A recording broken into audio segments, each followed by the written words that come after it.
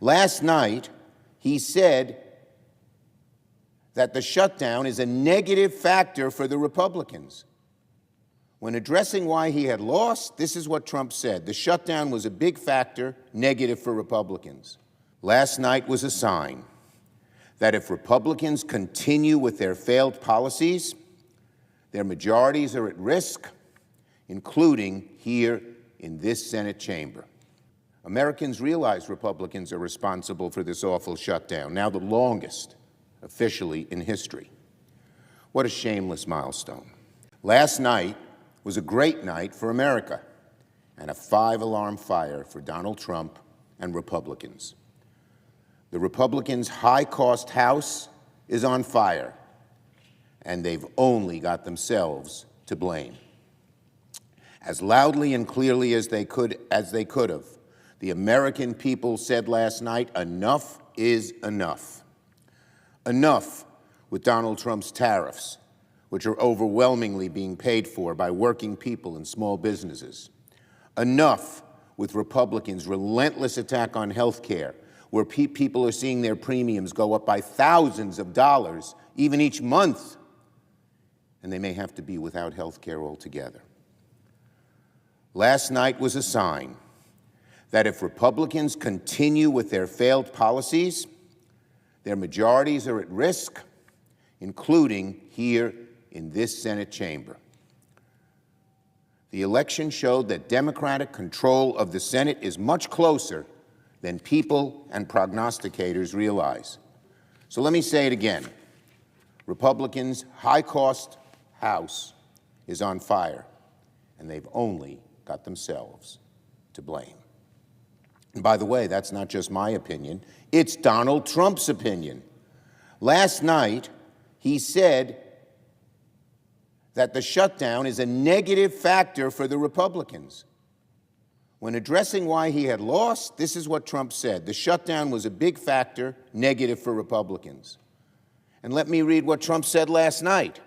He said, this is Donald Trump speaking, Trump wasn't on the ballot, and the shutdown were the two reasons Republicans lost elections tonight. That's what Trump said. Trump admits that the Republican shutdown is hurting him and his party. The president is right. Americans realize Republicans are responsible for this awful shutdown, now the longest officially in history. What a shameless milestone. Donald Trump has now presided over the longest and second longest shutdowns ever, and he only has himself to blame. When Leader Jeffries and I met with Donald Trump in the Oval Office last month, we warned him that this would happen. We warned the president of the consequences of ignoring Democrats, ignoring the American people, ignoring the health care crisis. We warned the president that ignoring Democrats and insisting on zero negotiations was a recipe for disaster and would come back to haunt him. Well, Republicans shouldn't ignore us anymore, for their own good and the country's good. So this morning, Leader Jeffries and I once again demanded a meeting with the president. It's time to sit down and negotiate with Democrats to bring this Republican shutdown to an end, we told the president. We've been asking for a meeting for weeks and even months. But now the election results ought to send a much-needed bolt of lightning to Donald Trump that he should meet with us to end this crisis, his shutdown, which he admits hurt him badly in the election.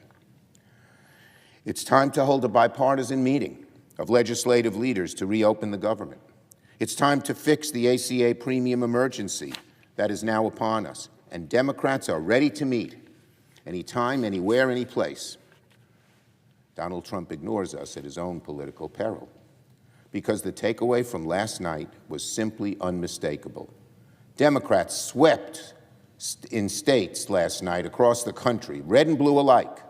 Democrats won overwhelmingly by more than anyone ever thought in New Jersey and Virginia. Democrats won in Mississippi and won in New York, in Pennsylvania, and in Georgia. Democrats won in statewide races, but it went deeper than that. We won in lots of local races, too.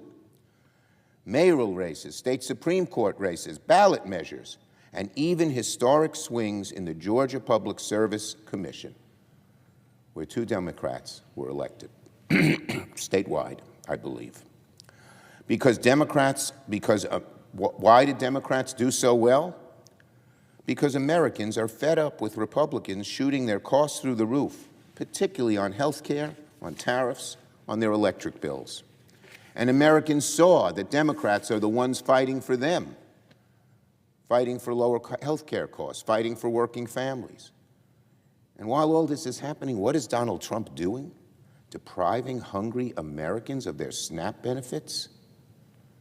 Telling children, hungry children, we're going to cut off your food and use you as a pawn in this shutdown which the Republicans have caused?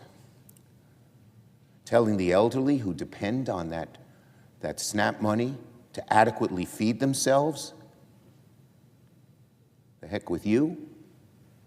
Telling a veteran who has PTSD or a worker who is unemployed that we're not going to give you food? How callous, how cruel, how mean, how vindictive, and how calculatingly wrong. Americans saw the contrast between Democrats and Republicans in full effect last night. They saw that Trump is treating Americans, particularly needy Americans, as political pawns during the shutdown. One end of the country to the other, including battleground states, Democrats, independents, and even Republicans, rejected Donald Trump's policies and rejected hard-right elected officials. And let me say something else. After last night, Donald Trump ought to learn that his petty vindictiveness doesn't work. Here's one glaring example. He tried to axe federal funding for the Gateway Tunnel between New York and New Jersey, the biggest public works project in the country, employing tens of thousands of workers and ensuring continued prosperity and good transportation in the entire Northeast corridor. But he axed the funds, and he's axing the funds was aimed, in his mind, at Democratic leaders like Leader Jeffries and me. In the end, it totally backfired and became a big factor for voters making their decisions in New Jersey and electing Mikey Sherrill by an amazing 13 percentage points.